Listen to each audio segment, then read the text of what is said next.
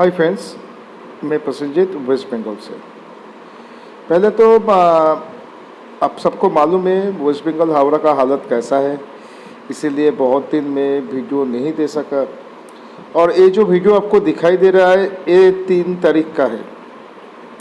आप सबको मालूम है मेरा तालाब में मैं वियतनामी कोई छोड़ा था 2000 लाइन का और गिफ्ट तलापिया छोड़ा था 6500 लाइन का।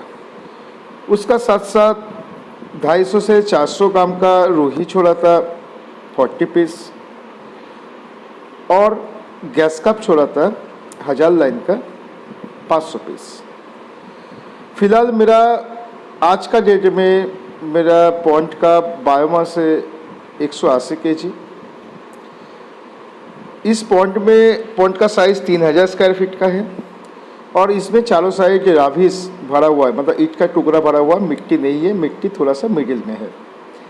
और साइड भी कंक्रीट है जिसमें ऑक्सीजन का प्रॉब्लम हो सकता है। 130 केजी तक मेरा प्रॉब्लम नहीं हुआ डीओ का। मेरा पॉइंट का जो टैंक रिकरिंग सिस्टम है वो आपका 90 केजी मैक्सिमम,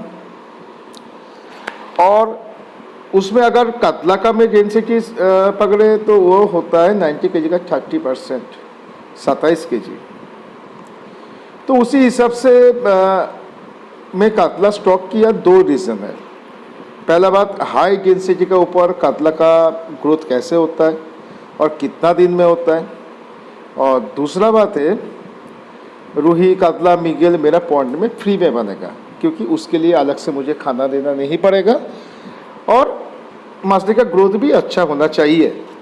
और एक चीज़, इतना हाई डेंसिटी तेलापिया कोई का ऊपर कतला का ग्रोथ होता है क्या और क्या क्या प्रॉब्लम आता है, यही देखने के लिए मैं 9.5 केजी 9 केजी 500 ग्राम कतला लेके आया। 40 पीस मछली छोड़ा। एक मछली का वेट था 237 ग्राम। तो इसका भी अपडेट आपको 15 दिन छोड़ के मिलता रहेगा। आप साथ में रहिए और बहुत ही जल्दी, मतलब 1 महीना मेरा 5 तारीख में कंप्लीट हो रहा है, तो उसका भी 5 तारीख को मेरा पॉइंट में नेटिंग होगा।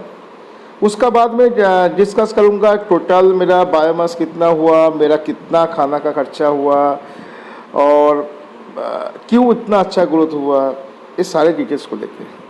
तो फ्रेंड्स, आप लोग सेमी बायोफ्लॉक सिस्टम में पॉइंट कल्चर कीजिए।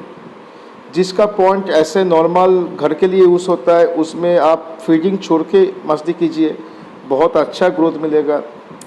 दूसरा बात, जिसको थोड़ा सा अच्छा कल्चर करना है तो फीडिंग करा के कीजिए।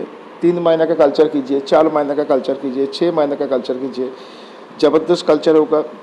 और जिसका खुद का ज़मीन है तो वो एयरेशन का व्यवस्था करके नॉर्मल तालाब से 5 गुना 10 गुना तक आप प्रोडक्शन ले सकते हो।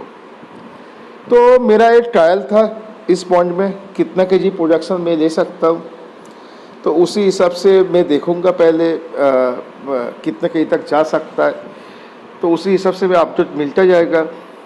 इसका साथ साथ मेरा एक साइड में आपका टैंक है जो नॉर्मली बाहर से 500 स्क्वायर फीट का होता है, अंदर से 430 स्क्वायर फीट का है। और 1 एकड़ में 80,000 आपका मागुर सिंगी छोड़ता है और 1 एकड़ में 28 लाख का डेंसिटी में मैं मेरा एक टैंक में 30,000 सिंगी और मागुर का स्टॉक करूँगा। और मैं देखूँगा इसका वेट यहाँ तक जाती है, तो उसी हिसाब से अगर कल्चर करे तो मेरे ख्याल से बहुत बेनिफिट हो सकता है। तो मैं फिर से बता रहा हूँ, ये एक ट्रायल है, आप अभी ऐसा मत कीजिए। आप टैंक रिकरिंग सिस्टम को फॉलो करके मछली कीजिए और आपका फीडिंग छोड़ के कल्चर हो जाएगा। अगर आपका वियतनामी कोई है, मोनोसेक्स तलापिया है, गिफ्ट तलापिया है, तो फीडिंग करा के कीजिए, कोई प्रॉब्लम नहीं है, बहुत अच्छा कल्चर चल रहा है। और इसका साथ साथ मैं बहुत दिन वीडियो नहीं दे सका क्योंकि वेस्ट बंगाल में हावड़ा में 9 डे आपका नेट नहीं था। अब साथ में रहिए। Thank you. वेस्ट बंगाल से प्रसेनजीत।